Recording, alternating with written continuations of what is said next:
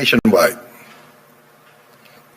As of last night, we are producing 59.8 million meals for 59.8 million children, mothers, and elderly living alone.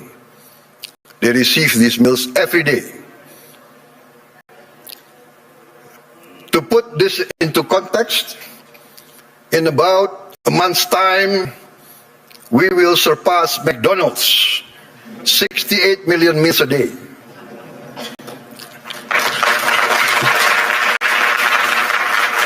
We started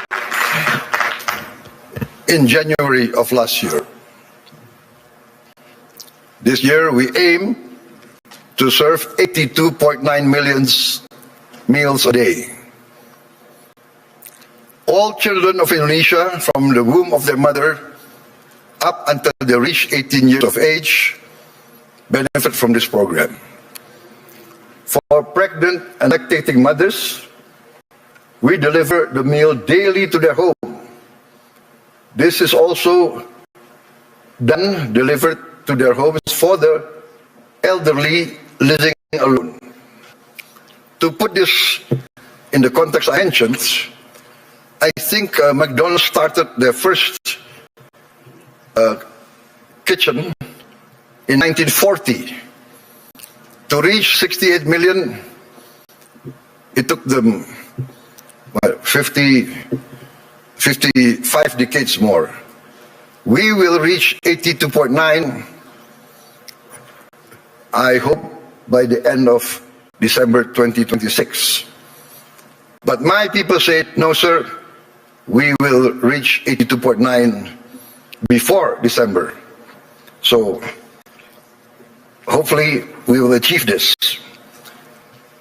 In addition to strengthening our children, our free meals strengthens our economy. More than 61,000 micro, small and medium enterprises and cooperatives are now a part of this supply chain. We are creating more than 600,000 jobs just at the kitchens. At its peak, we're optimistic it will reach 1.5 million direct jobs with vendors, with suppliers. There will be another more than 1 million livelihoods embraced and improved. This is why I'm convinced that our growth will reach impressive numbers. Our social policies must expand productivity and produce growth. Today, 70 million Indonesians in the long term in treatment. This actually is a productivity improvement program. My experts say that in the long run, we will save many, many billions of US dollars. Last year, for instance, we renovated 16,140 schools. We equipped 288,000 schools, each with 175-inch interactive flat panels as part of our digitalization of our education program. Next year, in this coming year, 2026, we will add another 1 million of these interactive smart panels so that every school will have at least 3 to 4 classrooms with these panels. And we hope within 3 years, all the schools of Indonesia will have at least 6 classrooms with digital interactive panels. That means that I, for instance, in Jakarta, I can drop in on any school of Indonesia and I can see the quality of teaching of the teachers. I can see the reaction of the children. And in the first weeks, we see the enthusiasm of the children, the enthusiasm of the teachers, of the villagers. Many of them cry when they see the panels coming in. We get messages, Mr. President, in the entire history of this village, we have never felt that the central government knows about us. This is the first time we feel that the central government cares about us and is now in our village, is now helping to teach our children. This is, for me, heartwarming, because what we are doing is we are empowering the future generation of Indonesians.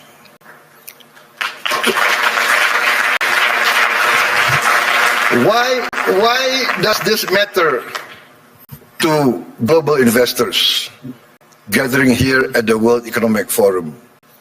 Because I am of the conviction that human capital determines long-term growth, long-term returns.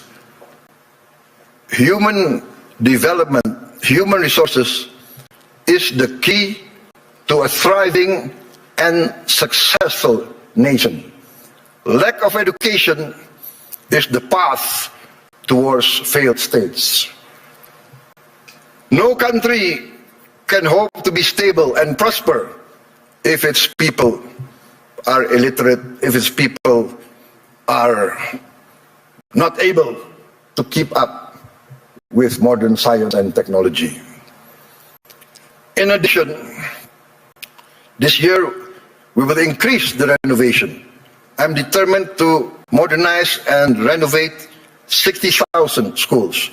I'm also building 1,000 schools, what I call integrated, comprehensive schools with modern facilities, with modern laboratories. 1,000.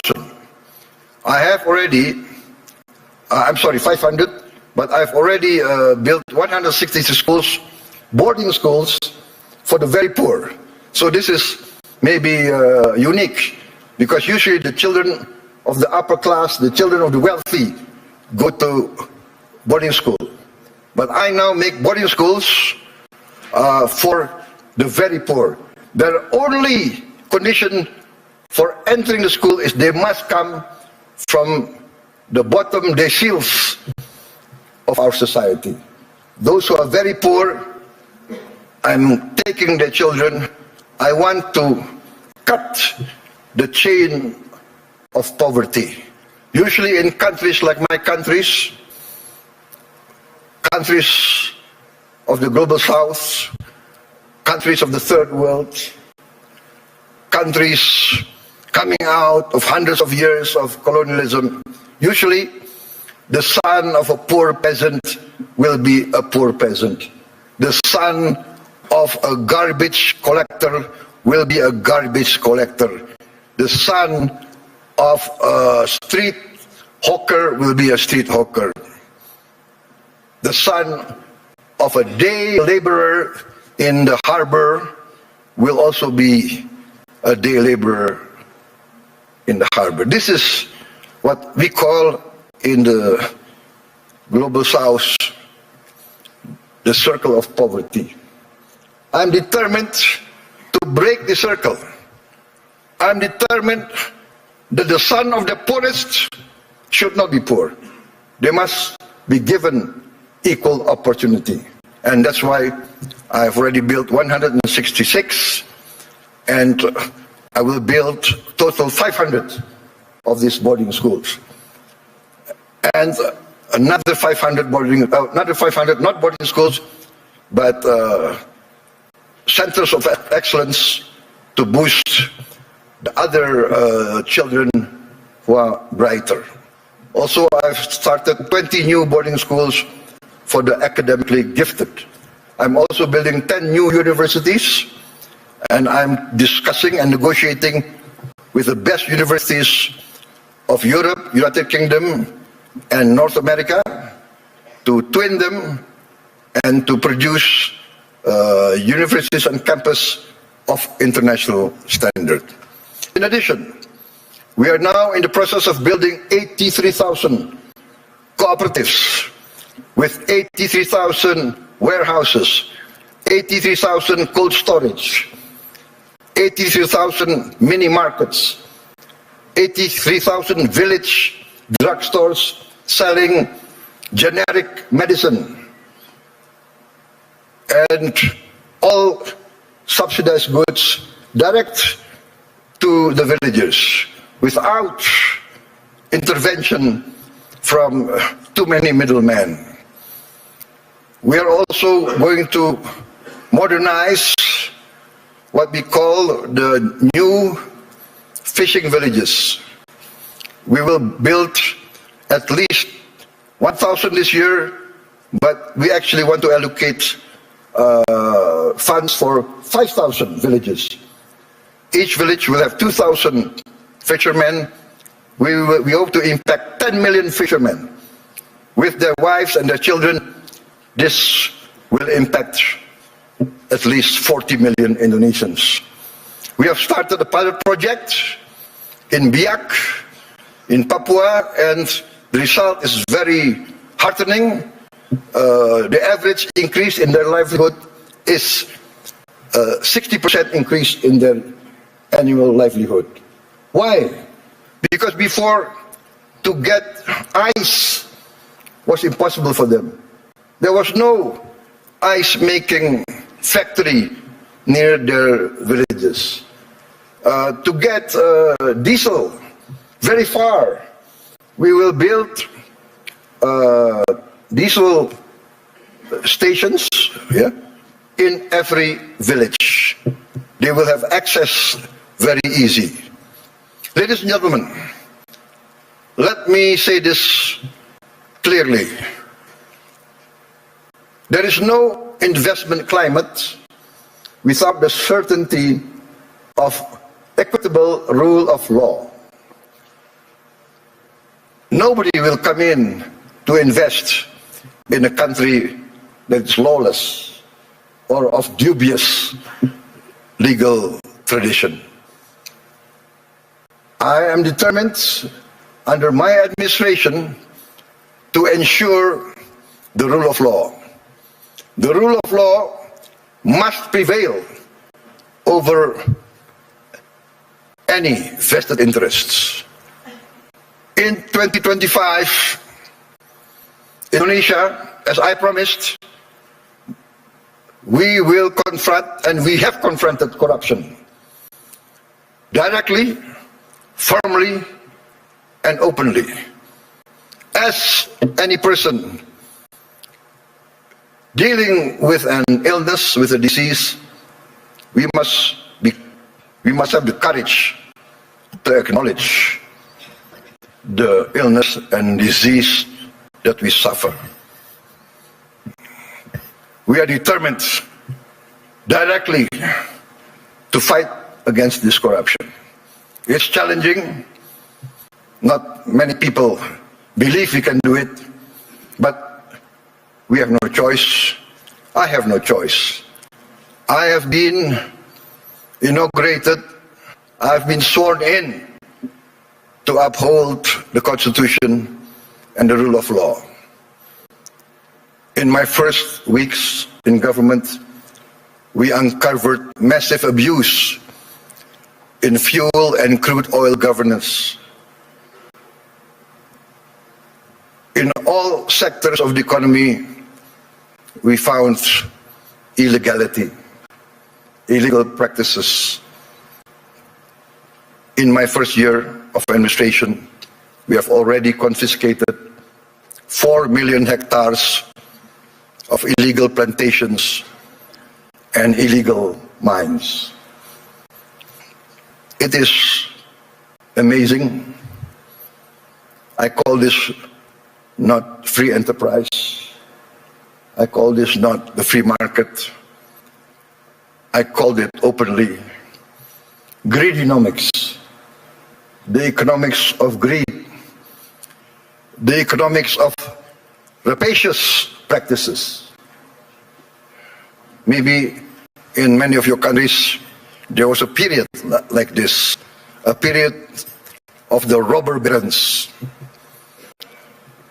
I have confiscated 4 million hectares, but 2 days ago I led a cabinet meeting by Zoom from London, and we decided to confiscate or to revoke the licenses of 28 corporations which had licenses over 1.01 million hectares. I revoked because we found them violating laws. They were building plantations on protected forests. This is a flagrant undermining of the rule of law. Perhaps these rapacious so-called entrepreneurs feel that they need not recognize the sovereignty of the Indonesian government. Or perhaps they feel they can buy all Indonesian government officials. I have reports that some of these people in their meetings say, oh, it's okay, there is no government official that cannot be bought. Well, I challenge them to try to buy officials from my administration. They will come to find themselves a big surprise. Combined with the 4 million hectares of illegal plantations already confiscated, we have, in fact, enacted the boldest, the most daring forest law enforcement effort in the history of Indonesia.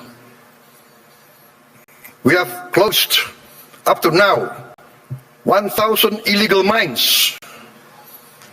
But my staff, my people report to me, sir, there is at least another 1,000 or more.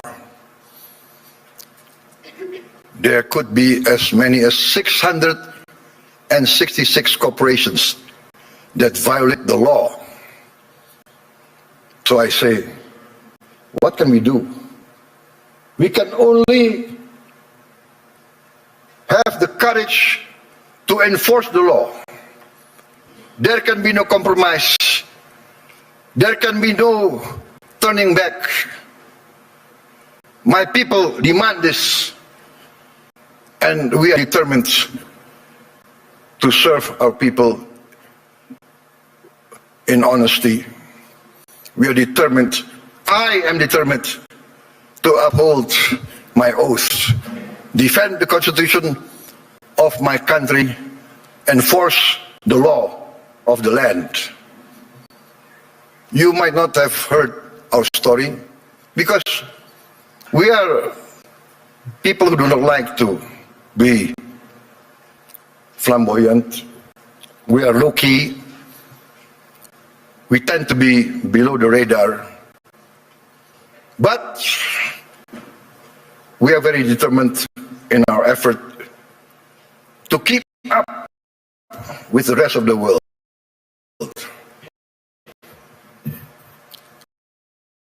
You might not have heard this story, but extreme poverty in Indonesia fell to its lowest level in history. I'm determined in the next 4 years we will eradicate extreme poverty and we will bring down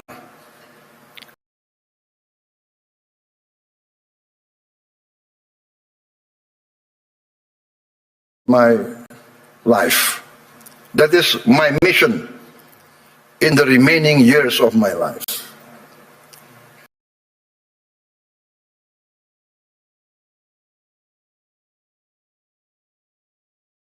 satisfying than bringing down poverty and bringing down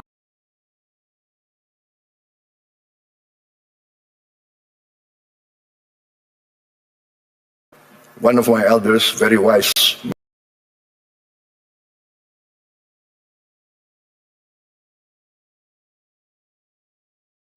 The duty of a leader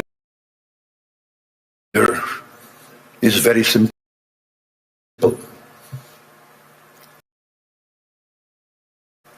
The leader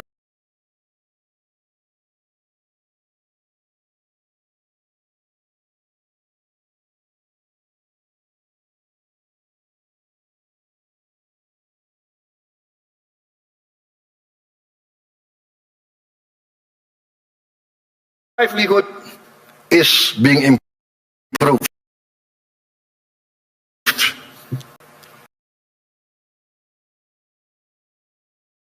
So that is my mission now.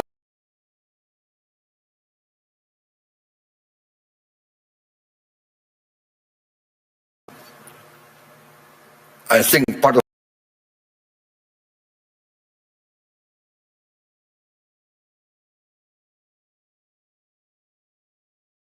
malfeasance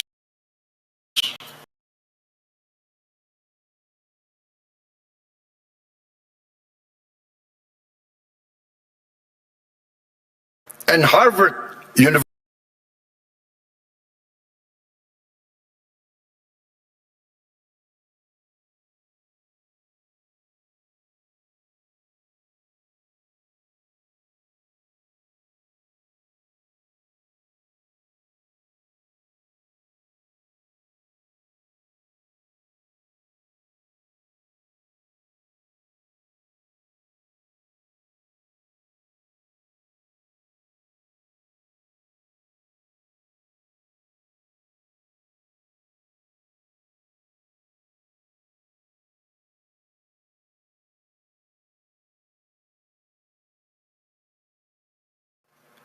many of them eat rice with salt, and yet they smile, and yet they have hope.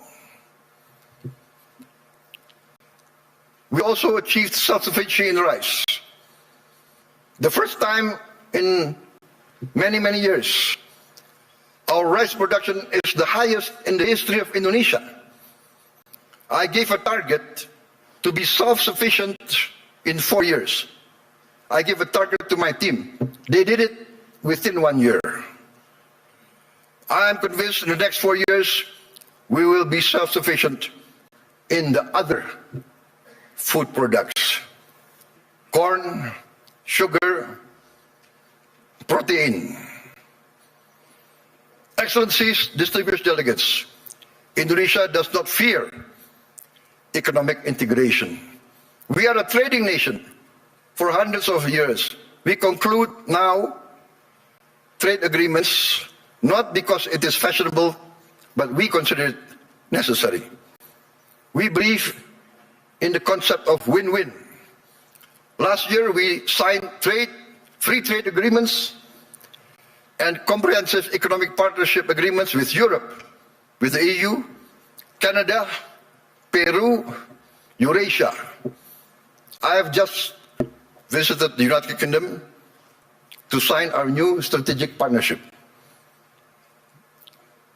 Also an economic growth agreement. And we hope next year we can conclude a comprehensive economic partnership agreement with the United Kingdom. This is part of our strategy to deepen productivity, reduce barriers, unlock private sector growth for Indonesia, ASEAN, and the Global South.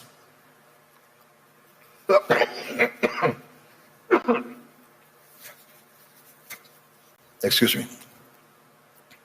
We believe that trade integration, when done fairly, is not a threat to sovereignty. We believe Trade is a tool for prosperity. Indonesia has a clear vision. We are determined to become a modern country, integrated with the global economy, providing good quality of life for its citizens, living free of poverty and hunger. But we understand very well this cannot be achieved by slogans alone. It requires determination, good governance, clean government, free of corruption and malfeasance. And in the end, we must have efficient public administration. We must also enact a new culture in our bureaucracy. Our government must serve the general good and must not entrench itself in collusion with greedy and rapacious economic players. Achieving our mission also requires smart investment in infrastructure, simplifying rules and regulations, getting rid of too much red tape, and of course, significant investment in health and education. Distinguished delegates, friends, economic growth requires a dynamic private sector. Indonesia is and will always be open for foreign and domestic investment. And we realize the prerequisite for investment is political and economic stability. Also, the certainty of equitable rule of law, guaranteed by a strong, clean and democratic government. Indonesia today offers sustainable growth with stability. We may be very low-key, we may be below the radar, we don't like to be flamboyant, to be bragging. We believe in evidence, evidence-based action. In fact, I was invited to speak last year here, and I declined. Why? Because had I come last year, I would have only been leading my administration only for 2 months. So what will I be able to say? I will only be able to talk, to give platitudes. Today, I stand before you with confidence, with pride in our achievement. We have in 1 year achieved tremendous gains, tremendous reforms. We have wiped away hundreds and hundreds of regulations that do not make sense, regulations that hinder fairness, that create the culture of corruption. Hundreds of regulations we have wiped out in 1 year. Ladies and gentlemen, peace and stability is a long and arduous program. But if you want to take something from my talk today, maybe it should be this. Indonesia chooses peace over chaos. We want to be a friend to all, an enemy to none. 1,000 friends too few for us, one enemy too many. We want to be a good neighbor, a good, responsible citizen of the world, protecting the environment, protecting nature. We must not destroy nature. We must live with nature. We must maintain and be a part of a future full of hope. Hope grounded in credibility, execution of sound public policy, and continuous record of growth with equity. Let us build the world we want to live in together. Let us continue the journey to improve the quality of life for all, to live in peace, freedom, friendship, tolerance, coexistence, and cooperation for all races, all ethnicity, all religions. Let us continue our pursuit of justice for all, security and freedom for all. I look forward to seeing many of you here in this room in Indonesia, because in Bali this June, we will host the first Ocean Impact Summit together with the World Economic Forum, which Indonesia is sponsoring, together with the important participation of Mr. Ray Dalio and his research vessel, Ocean X. There is a SpaceX, I think, from Mr. Elon Musk, but I think Mr. Ray Dalio is one of the pioneers in ocean research. And Indonesia, being 3/4 sea, we are very concerned about the future of our ocean. Ladies and gentlemen, thank you very much for your attention. May you go in peace with the blessing of the Almighty God. Wassalamualaikum warahmatullahi wabarakatuh. Shalom, salve, Om Shanti, Shanti Om. May peace be upon us all. Thank you.